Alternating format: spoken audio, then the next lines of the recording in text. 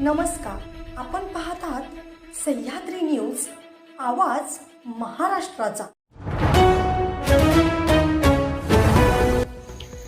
खानापुरातून विजापूर गुहागर या राष्ट्रीय महामार्ग गेल्यामुळे तसेच खानापूरचा आठवडा बाजार शुक्रवारी असल्यामुळे वाहतूक व्यवस्था विस्कळीत झाली आहे। त्यात परत वाहतूक नियम न पाळणाऱ्यांची संख्या पण खूपच आहे। अगदी तरुण मुले, मुली, काका काकू ते पार वयस्कर लोकांपर्यंत सर्व गटातील माणसे थेट महामार्गाच्या कडेला चारचाकी कार गाडी लावून आठवड्याच्या बाजारासाठी जात आहेत। त्यामुळे एसटी महामंडळाच्या वाहन चालकाला याचा नाहक त्रास सहन करावा लागतो। मात्र या राष्ट्रीय महामार्गावर प्रवास करणाऱ्या दुचाकी व चारचाकी वाहन चालकांनाही ट्रॅफिक जाम झाल्यामुळे त्रास सहन करावा लागत आहे। खानापूरच्या बस स्टँडमधून बस बाहेर पडताना भिवघाटच्या दिशेने जाते। बाहेर पडताना एसटी बसचा टर्न बसत नाही, कारण रस्त्याच्या कडेला चारचाकी वाहने लावून काही महाशय आठवडा बाजारासाठी गेलेले असतात।